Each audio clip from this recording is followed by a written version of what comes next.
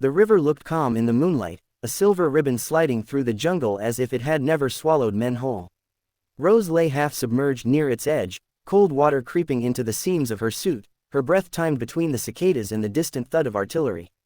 Above the whisper of the current, she heard it, the words no operator ever wanted to say out loud. "We're done," a seal murmured into the dark, voice flat with the kind of certainty that only comes when every option has been burned away. Rose didn't move, she didn't flinch, she didn't argue. She closed her eyes for half a heartbeat and let the fear pass through her like the river itself, unstoppable, inevitable, and then gone. She had trained for this moment long before anyone knew her name.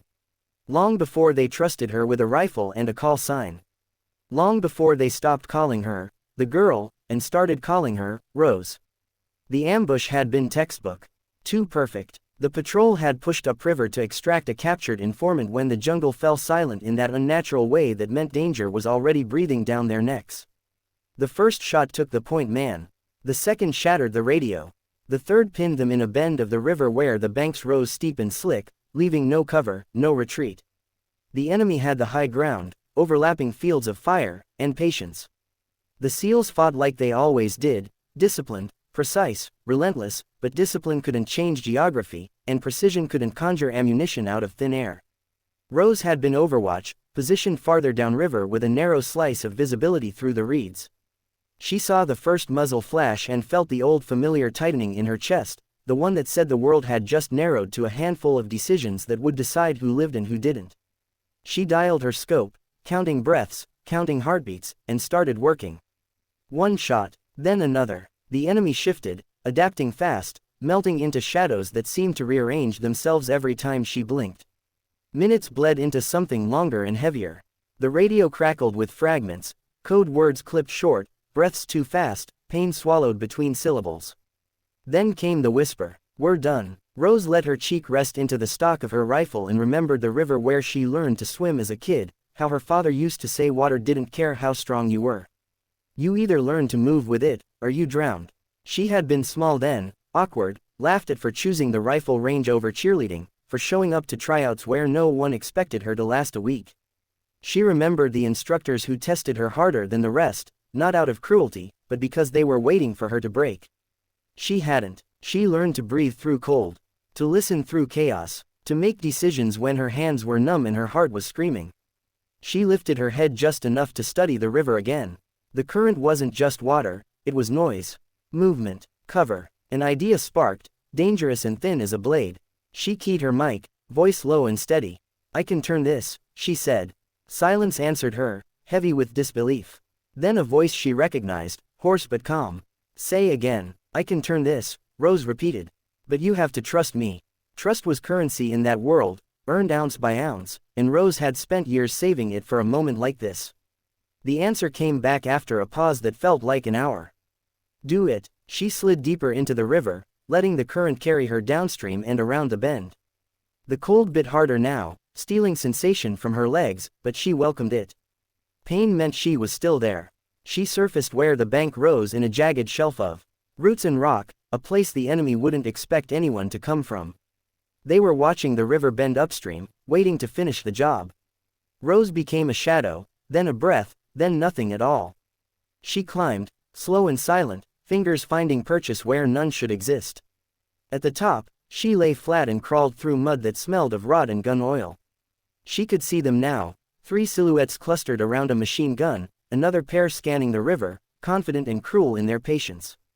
Rose steadied her rifle and felt the world narrow again, this time willingly. The first shot dropped the gunner. The second took the man reaching for the belt. The third cracked through the night and sent the rest scattering.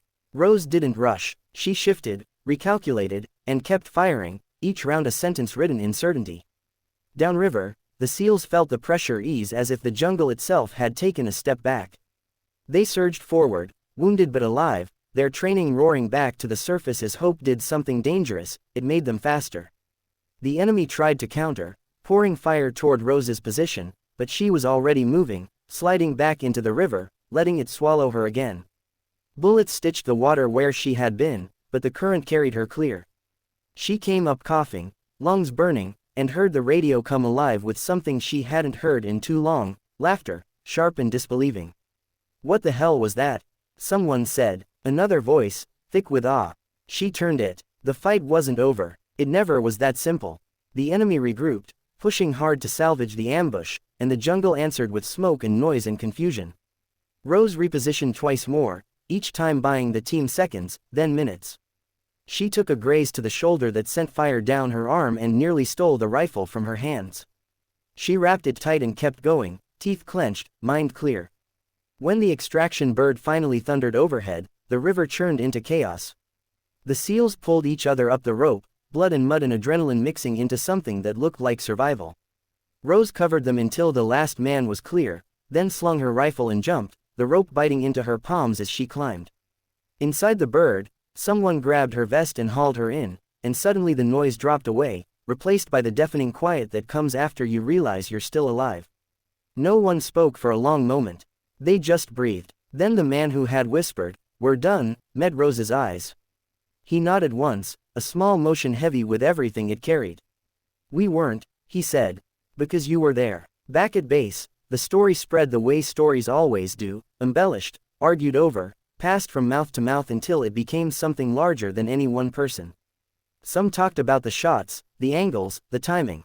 Others talked about the river and the climb and the nerve it took to do something that reckless. Rose listened and said little. She cleaned her rifle, tended her shoulder, and watched the sunrise bleed into the horizon. Later, alone, she stood by the river again, this time in daylight. It looked harmless, almost kind. She thought about the whisper, about the moment when giving up would have been easy and sensible and wrong. She thought about the people who had laughed at her once, and the ones who had tested her, and the ones who had trusted her when it mattered. The message wasn't about being fearless. Fear had been there every second, cold and sharp as the water. It was about choosing to move anyway. About listening when the world said it was over and answering back with action. About understanding that sometimes the difference between done and alive is one person willing to rise from the river and change the angle. Rose turned away as the sun climbed higher, her reflection breaking and reforming in the current.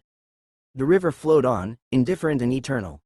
She smiled, just a little, and followed the path back to the team, back to the place where trust was earned, where whispers could become turning points, and where one steady breath could carry you through the darkest bend and into the light.